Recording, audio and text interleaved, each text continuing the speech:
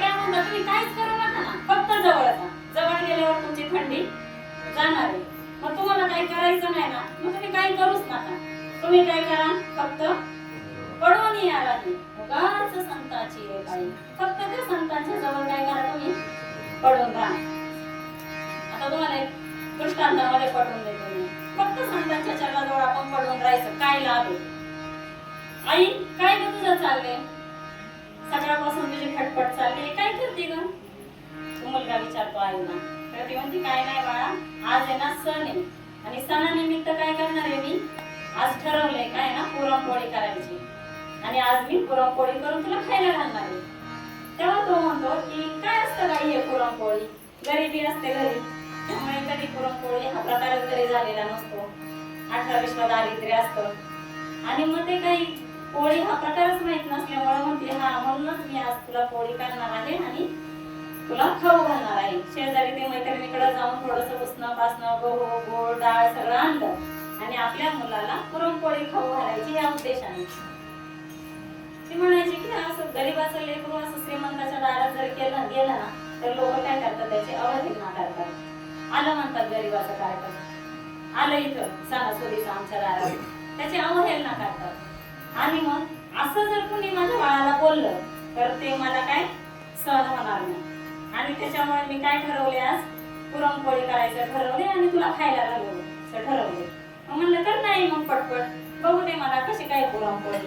मग ती पुरणाचं स्वयंपाक करते, पुरणपोळी त्याला आला. आई झालं का ग पुरणपोळी? हा झाली झाली झाली पुरणपोळी.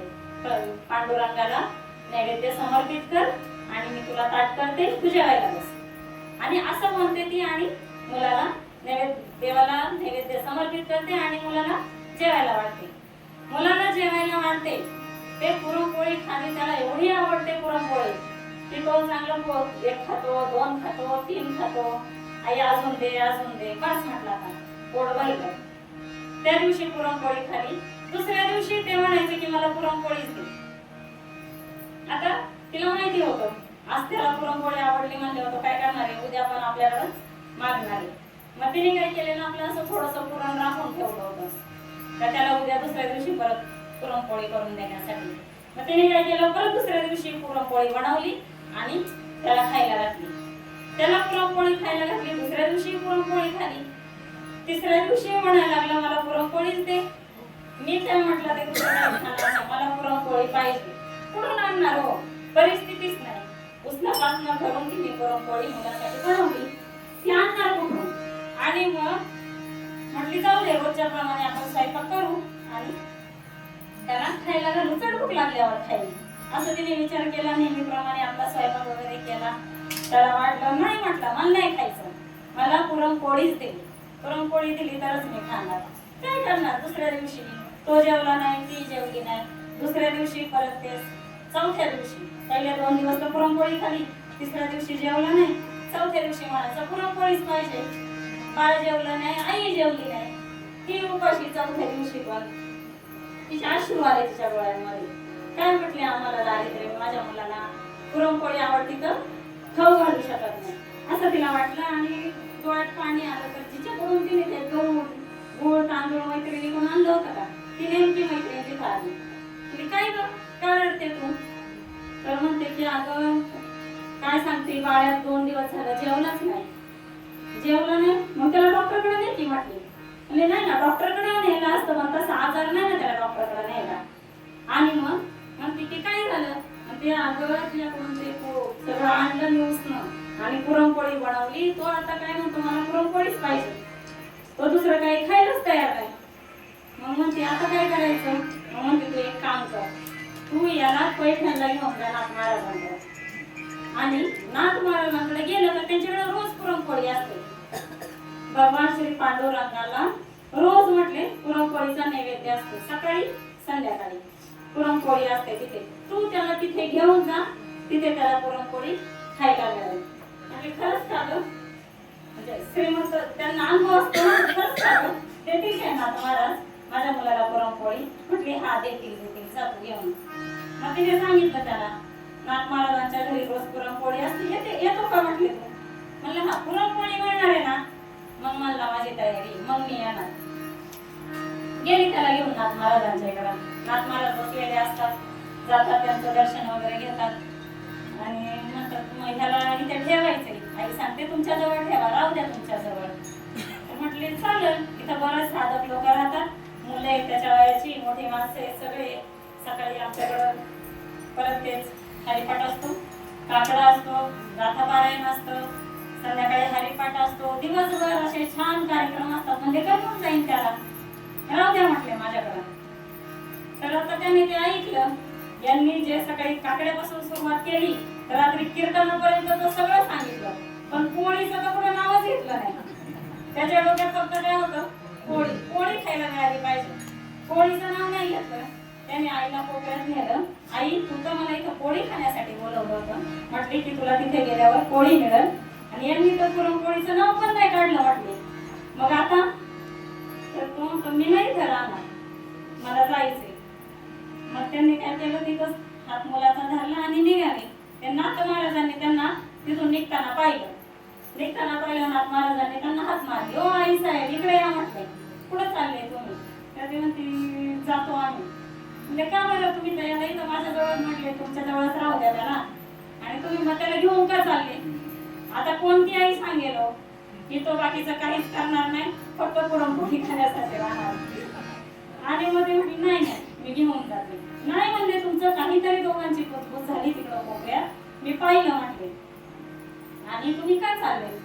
तर मग म्हटले की तो असं बोलतो की मी त्याला सांगितलेलं नाथ महाराजांच्या इथे रोज तुला पुरणपोळी मिळेल, आणि तुम्ही तर काय पुरणपोळीचं म्हणतो, नाव पण नाही काढलं त्यांनी, मी काही इथे राहणार नाही. म्हणले एवढंच आहे ना, पुरणपोळी खायची ना तुला, चालेल म्हणले मी तुला पुरणपोळी खायला देतो, पण तू काय इथून जाऊ नको. म्हटले इकडे ये बाळा, ये माझ्याजवळ. म्हणले नाव काय तुझं? म्हणतो माझं नाव गावबा. आणि मग गावबा नाव सांगितलं, गावबा आणि मग तुला पुरणपोळी खायची? हा. म्हटलं तुला रोज मी पुरणपोळी देणार, पण म्हणलं मी ते बाकीचं काही करणार नाही. तुम्ही म्हणले ते काकडा, भजन, हरिपाठ, कीर्तन ते काही करणार नाही. म्हटलं मी फक्त पोळी खाण्यासाठी राहणार, बाकीचं काही मी करणार नाही. म्हणजे ठीक आहे चालेल, नको तू काय करू नको, तू पोळी खाण्यासाठी राहा. म्हणलं किती वाजता? सकाळचं पुरणपोळी. म्हणजे सकाळी 11 वाजता पंढरीश परमात्म्याला नैवेद्य समर्पित केला की तुला मी 11 वाजता पुरणपोळी खायला देणार. आणि संध्याकाळी बरोबर 8 वाजता दिनक्रम चालू झाला.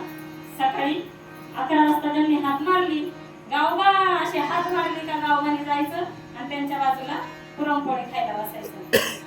सकाळी काकडा चालू व्हायचा, हरिपाठ चालू व्हायचा, गाथापारायण चालू व्हायचं, जागा व्हायचा, उठून बसायचा. पण तो तिथपर्यंत नव्हता, असंच बसून राहायचा. कारण पुरणपोळीच खायला राहिलोय ना, बाकीचं काही सांगितलं मी करणार नाही. पडून राहिला आपला तिथं, आपल्या विवरीमध्ये आपली ओळखुटी घेऊन असाच साईडला पडून राहिला. ऐकतोय मस्त रोज, सगळं कानावर पडतंय, तर तिथपर्यंत नाही गेला. सकाळी वाट पाहायची 11ची, हात मारली का पुरणपोळी खायला बसला ना. माऊली त्यांच्या तिथे नाथ महाराजांच्या बाजूला पुरणपोळी खायला बसला. आता नाथ महाराजांच्या घरची ती पुरणपोळी, त्याच्यावर साजूक तूप आणि पुरणपोळी, भरपूर पुरणपोळी खायचा. मस्त आहे म्हणायचा, खूप छान आहे पुरणपोळी, आणि परत आपल्या जागेवर जाऊन बसायचा. माधव महाराज फुले म्हणायचे का तू पण गिळत ती पोळी, तू बसल्याशिवाय म्हणजे पोळी काही गिळत नाही. तसं त्याला म्हणायचं आईपेक्षा पण लय भारी पोळी आहे म्हणायचा, आणि मस्त पोळी वगैरे खायचा. आणि असंच 4 वाजता संध्याकाळचं असं रामायण चालू असतं, रामायण कथा चालू असते. आणि नाथ महाराज सगळं श्रोतृवृंदांना रामायण सांगत असतात. आणि रामायण सांगत असताना एक दिवस त्यांनी जाहीर केलं की फाल्गुन वद्य षष्टीला मी आता जलसमाधी घेणार आहे. म्हटले आता इथून पुढे काय मी सांगणार नाही. ते श्रोतृवृंद म्हणायला लागले आम्ही एवढं लांबून येतो, तुम्ही रामायण सांगायला सुरुवात केली म्हणून आम्ही एवढं लांबून येतोय, आणि तुम्ही आता म्हणता की अर्धच सांगणार आणि बंद करणार. तर म्हटले की असं नाही चालायचं, आम्हाला रामायण ऐकायचंय.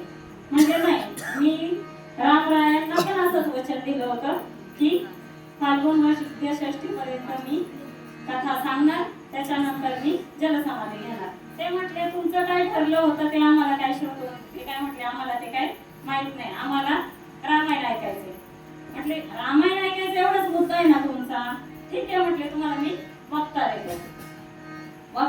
म्हटल्याच्या नंतर मग सगळ्यांना प्रश्न पडला. बघताना तो म्हटलं कोण आहे कोण आहे, म्हणजे आहे ना आपला गावबा.